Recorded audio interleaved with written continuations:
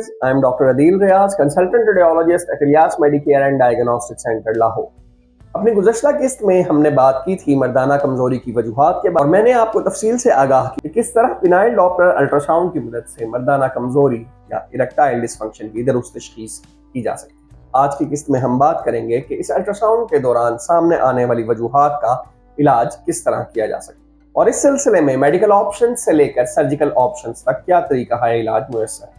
मगर वीडियो में आगे बढ़ने से पहले अगर आपने अब तक हमारा चैनल सब्सक्राइब नहीं किया तो उसे सब्सक्राइब कर लीजिए और बेल आइकन को क्लिक कर दीजिए ताकि सेहत की आगाही का ये सफर इसी तरह जारी रह सके। फिनाइल डॉपलर अल्ट्रासाउंड हमारे सामने मर्दाना कमजोरी या इरेक्टाइल डिसफंक्शन की एक वाज़ेह वजह रखती है। अगर इरेक्टाइल डिसफंक्शन की वजह मर्दाना जिनसी उज़्व यानी पीनस की तरफ आने वाले खून के बहाव में रुकावट हो तो उसको आर्टीरियल इनसफिशिएंसी कहा जाता है। अगर आर्टीरियल इनसफिशिएंसी इब्तदाई नौइयत की हो तो उसका इलाज मेडिसिन के जरिए किया जा सकता है।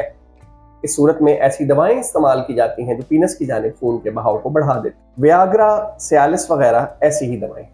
ये दवाएं खून की नालियों को फैला देती हैं जिसकी वजह से खून का बहाव बेहतर हो जाता है और जिनसी हिजान के वक्त बेहतर इरेक्शन यानी तनाव पैदा हो सकता है। हम ये दवाएं कुछ साइड इफेक्ट्स भी रखती हैं, जैसा कि खून की नालियों के फैलाव के बाइस ब्लड प्रेशर में अचानक कमी, सर दर्द, कमर दर्द वगैरह शामिल। दिल के और ब्लड प्रेशर के मरीजों को ये दवाएं कभी भी अपने डॉक्टर के मशवरे के बगैर इस्तेमाल नहीं करनी चाहिए, क्योंकि ये ब्लड प्रेशर में खतरनाक हद तक कमी और कभी कभार बेहोशी का बाइस भी बन सकती है। साथ साथ दिल की कुछ दवाइयां मसलन नाइट्रेट्स और अल्कोहल के ज्यादा इस्तेमाल के साथ इन दवाओं का इस्तेमाल भी खतरनाक साबित हो सकता है। अगर कोई नॉर्मल फर्द जो इन बीमारियों का शिकार ना हो वो ये दवा इस्तेमाल करे तो उसके लिए दवा अमूमन सेफ साबित है। इसके अलावा भी कई किस्म की दवाएं इस्तेमाल की जाती हैं जो मुस्तकिल तौर पर खून के बहाव को बेहतर करके इरेक्टाइल डिसफंक्शन को ट्रीट करने में मददगार साबित। सिलसिले में ये बात खसूसी तौर पर याद रखने के काबिल है कि शुगर के मरीजों में मुसलसल शुगर ज्यादा रहने के बाइस खून की नालियां ज्यादा तेजी से मुतासिर होती हैं, और ऐसे मरीजों में शुगर कंट्रोल करना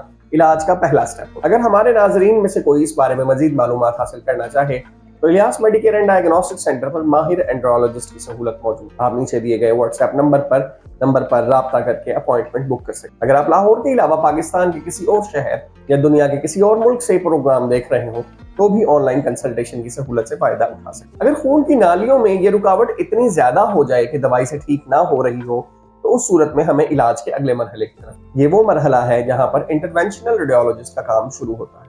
अगर फिनाइल डॉपलर अल्ट्रासाउंड पर शदीद नवीयत की आर्टीरियल इनसफिशिएंसी देखने को मिले जो मेडिसिन से ठीक ना हो रही हो तो फिनाइल एंजियोग्राफी की जाती है। फिनाइल एंजियोग्राफी बिल्कुल वैसा ही अमल है जैसा कि हार्ट की यानी दिल की एंजियोग्राफी है, जिससे हम सब वाकिफ हैं। इस अमल के दौरान रान के ऊपरी हिस्से से एक कैथेटर या पाइप खून की एक बड़ी शरियान में दाखिल किया जाता है जो पीनस को खून सप्लाई करने वाली नालियों तक पहुंचता है, और उनकी एक तस्वीर हमारे सामने वाज़ेह है। अगर फिनाइल एंजियोग्राफी के दौरान खून को सप्लाई करने वाली नालियों में किसी मखसूस मुकाम पर रुकावट नजर आए तो बिल्कुल उसी तरह जैसे हार्ट की एंजियोग्राफी के दौरान स्टंट डाला जाता है, पीनस को ब्लड सप्लाई करने वाली आर्टरी जिसे पुडेंडल आर्टरी कहा जाता है उसमें भी एक स्टंट डाल दिया जाता है जो कि शरियान को उस मुकाम से खोल देता है।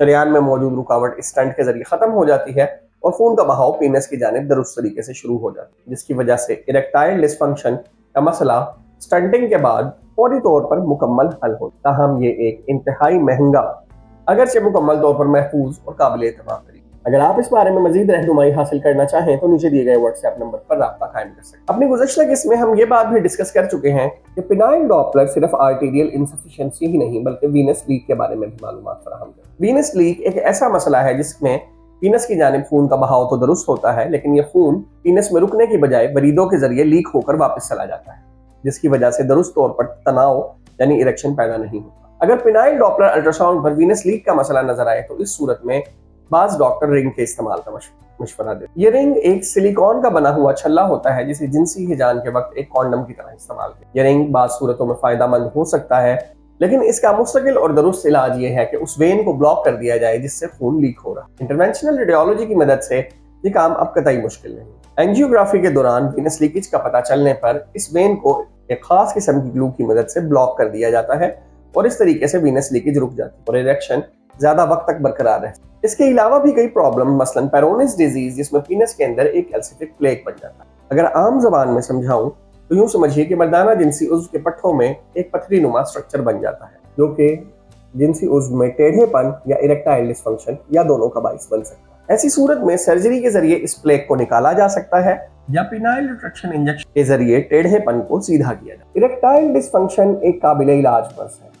इसका ट्रीटमेंट भी उसी तरह मुस्तनद डॉक्टर से करवाइए जैसे आप खांसी, नज़ला, जुकाम, ब्लड प्रेशर या शुगर का इलाज। याद रखिए कि वक्त के साथ चलने वाला शख्स ही कामयाब होता है।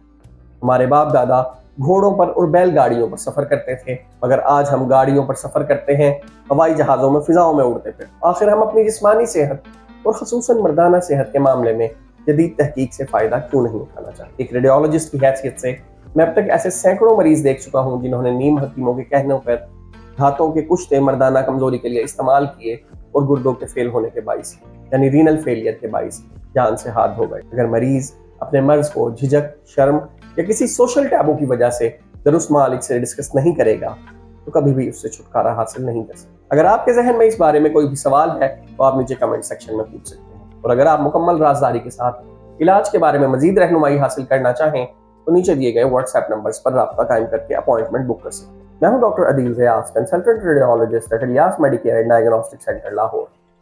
सेहत की आगाही का हमारा ये सफर बगैर किसी रुकावट के जारी रहे, इसके लिए जरूरी है कि आप इस चैनल को सब्सक्राइब कर लीजिए और बेल आइकॉन क्लिक कर लीजिए, और फेसबुक पर भी हमारे पेज को फॉलो कर लीजिए। हमारी वीडियोस को ज्यादा से ज्यादा शेयर कीजिए ताकि हमारी सेहत से मुतल्लिक दुरुस्त रहनुमाई ज्यादा से ज्यादा लोगों तक पहुंच। टिल नेक्स्ट एपिसोड, अल्लाह।